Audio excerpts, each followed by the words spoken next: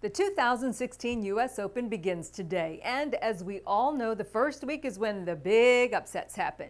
So this got us to thinking, what are the 5 biggest U.S. Open upsets of all time? Well, after some careful consideration, we've got 5 colossal U.S. Open upsets that we're going to let you relive. Without further ado, here are the top 5 U.S. Open upsets. John McEnroe was past his prime in 1989 and barely hanging on to a top 5 ranking. But he was also coming off a Wimbledon semifinal, and he was a 4-time U.S. Open champion playing in his own backyard. Johnny Mac was seeded 4th at the event that year, but that didn't matter much in this second rounder.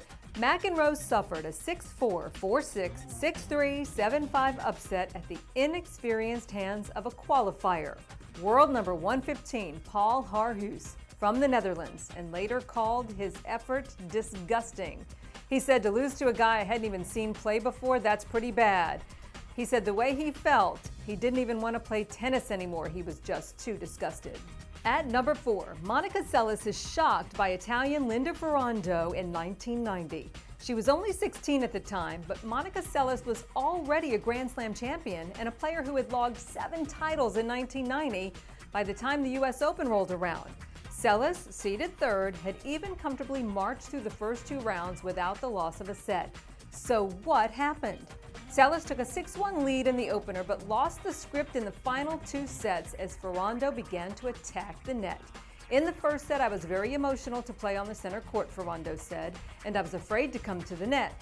Then, she said when she saw she couldn't pass very well, she had more confidence. The upset would prove to be a motivator for Seles. She would win 7 of the next majors she played. Ferrando, meanwhile, would never get higher than number 36 in the rankings, and she lost in the next round to Lila Meshki of Georgia. Number 3, Alexander Volkov knocks off top-seeded Edberg in round 1. Stefan Edberg was on a roll back in 1990. He had just won Wimbledon and entered the U.S. Open as a top seed with a 21-match winning streak. But it all went up in flames when he met number 52 ranked Alexander Volkov of Russia in the first round. Volkov wasn't exactly confident, but he wasn't cowering in fear either. He said he practiced very well in the weeks before the event and he was ready to play. He was ranked 52nd in the world, and then he saw the draw and said, oh no. But you see, anything can happen. Volkov later admitted that when he saw the draw, he had made plans to play a club event in Berlin on Friday. It was something he had to reconsider after toppling the world number 1. He said, we'll see, and maybe I'll have to change my plans. Well, he was right. Edberg's loss marked the first time that the men's seed had been eliminated in the first round in 19 years. And number 2. 2008 was the year that Ana Ivanovich won Roland Garros and claimed the number 1 ranking. Ivanovich said she was nervous going onto the court to play because she had never seen her opponent in action. So she thought she would start slowly, get into the match, but then her opponent played completely different than she expected. And the number 1 U.S. Open upset. We don't have to go back very far to find this one. It is the biggest upset of all time, and it happened last year.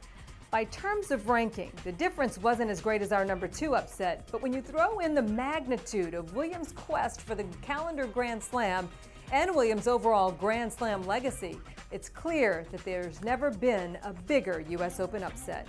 Christopher Clarey of the New York Times called it one of the biggest surprises in tennis history, while Renee Stubbs said that she thought it was the biggest upset we would ever see in women's tennis. Roberta Vinci had never taken 4 games from Williams in a set in their previous 4 meetings.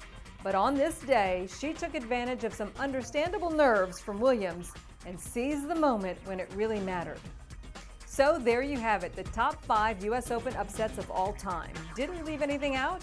Feel free to hit us up in the comments section or join the convo on Facebook. We'll see you next time here on Tennis Now.